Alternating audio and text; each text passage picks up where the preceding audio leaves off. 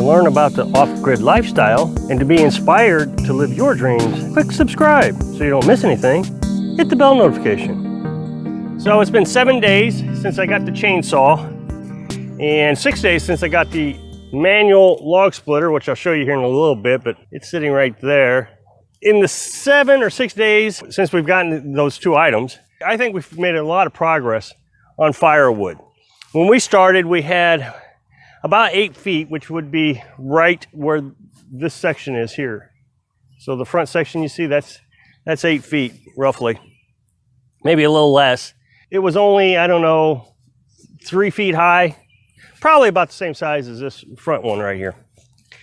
Well, since then, we've finished that one. We've started the second one here, and then we started the third one. This should be approximately 1.5 cords of firewood. And we got it done in 6 days. Now, to explain, because I'm sure somebody's gonna say, oh, I could have done that in an hour.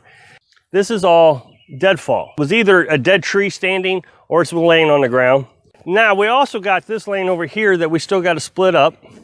So that'll probably finish off that partial section and probably even start into the new section. So, you know, we'll be heading into 2 cords of wood pretty soon.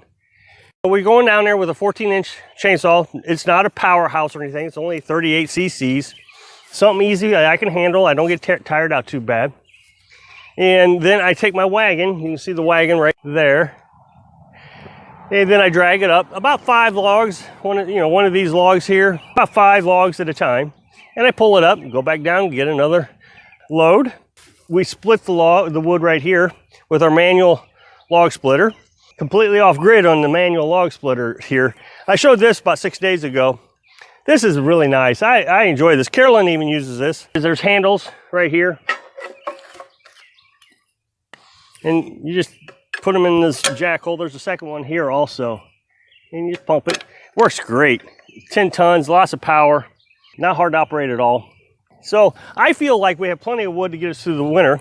That being said, I'm not going to stop. Every day I get a chance to, I'm going to continue to cut wood. Now remember, I haven't been able to cut wood every day. One day I built the floor on the tiny house, so that was an entire day that I couldn't cut wood. And I only do this in the morning and in the evening. So I come out here about 7, 8 o'clock, depending on what I got to do for my actual job.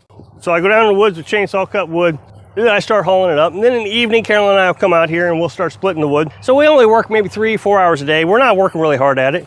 And we feel like that since we're starting early in this season, we'll have plenty of time just working a quick little pace without killing ourselves.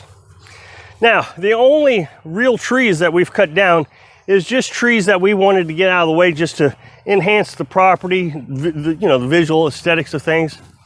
So we're wanting to clear this up here. So I got 2 trees down there that I'm letting dry out. I'm letting the leaves suck up the moisture. I'll probably cut that into logs next week. That's going to need a good long while to season so we can get it to dry out. So I'll start another stack of firewood there. That we won't touch probably this winter. If we do, it'll be late winter. And then we got a couple saplings that we've cut down just trying to clean the place up because those saplings were up in the cedar tree here. So we wanted to either get rid of the cedar tree or get rid of the saplings. So we got rid of the saplings. And we got a sapling or 2 right here. So that's only live trees we've cut down. And there's still a ton of deadfall out in the woods that it's just everywhere. Okay. I get this question a lot. And yesterday I got the question, and it was, what are you going to do when you get older and you're not capable of doing these things, specifically firewood?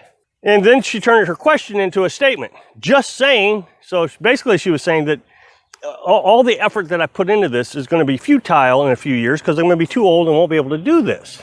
And I think I've addressed this many times before, but maybe not in great detail. We may get to a point where we just can't go out and cut wood. Now, my grandparents lived until they were in their 80s, and they always used wood heat. Of course, now the older they got, the more they relied on other people. But as the older you get, the more money you have to be able to spend. That's the whole point of retirement.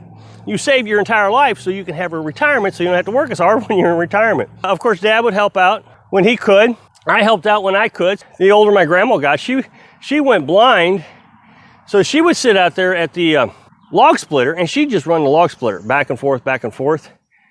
She could see enough to know where the ram was at. So, you know, she'd hire a couple kids come over and they'd load the log splitter. She'd run it back and forth, back and forth. So right now, we're really enjoying the labor of all this and saving up our money. So when we do get older, that we can hire folks to come down and help us cut wood, or maybe we just buy firewood, which is probably what we'll do, buy firewood.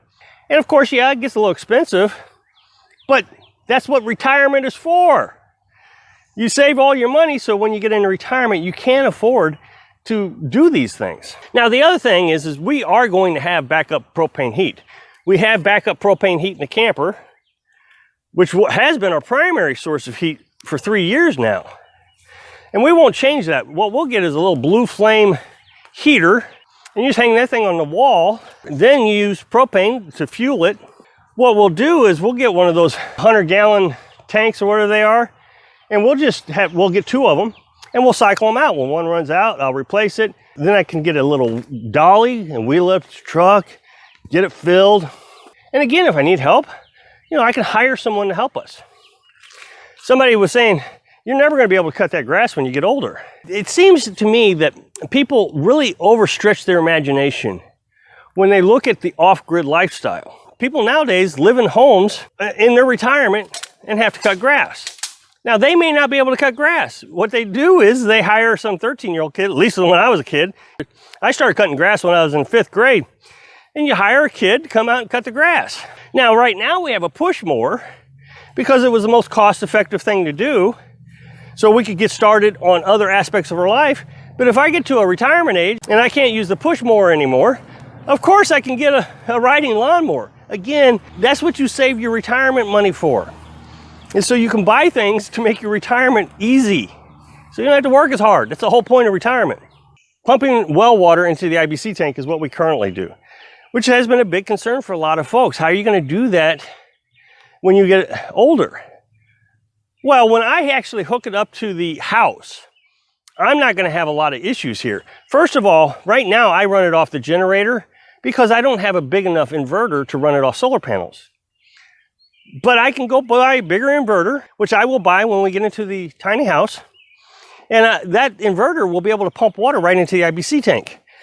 And I'll actually have a faucet where it all works automatically. You won't have to do a thing except turn on a switch. That's how hard it will be. So the water will pump from the well right into the IBC tank. There'll be no physical labor to that, because that's not something you want to do in the middle of winter. Come outside, stomping around in the snow, filling an IBC tank with well water. You're going to get yourself wet, and you're going to freeze to death. Now, solar panels. A lot of people keep saying that when we get older, we're not going to want solar panels. Well, that's why we're doing the solar panels when we're young, so we can figure out how to do solar panels. The only concern I've ever had about solar panels is Carolyn's not that comfortable with them. She doesn't understand the batteries that well. So she's worried if something were to happen to me, she wouldn't be able to operate the solar panels, which is fine. That's why we've tried to find a place that already has an electrical pole right over here that already has a meter base box on it. And so what I'll do is I'll actually run electric from the meter base, just like they did when the trailer was here. And then all she has to do is just hire someone to come in and hook it up, call the electric company, and they'll turn on the power. This isn't hard at all. As long as I'm around, we can use solar because I understand batteries. Solar is not that big of a deal now that we've got it established and working. We understand how it works. We know where the sun patterns are. Everything's working great. We don't have to do anything. It's free electric, and it takes care of all our power needs. We have air conditioning when we need it. Now, that being said, let's assume we decide we don't want propane heat, we want electric heat when we get old. We don't want to go down in the woods, we don't want to cut wood, we don't want to hire people. That's fine. Again, we can always hook up to the grid. We can get baseboard heaters and just power the baseboard heaters.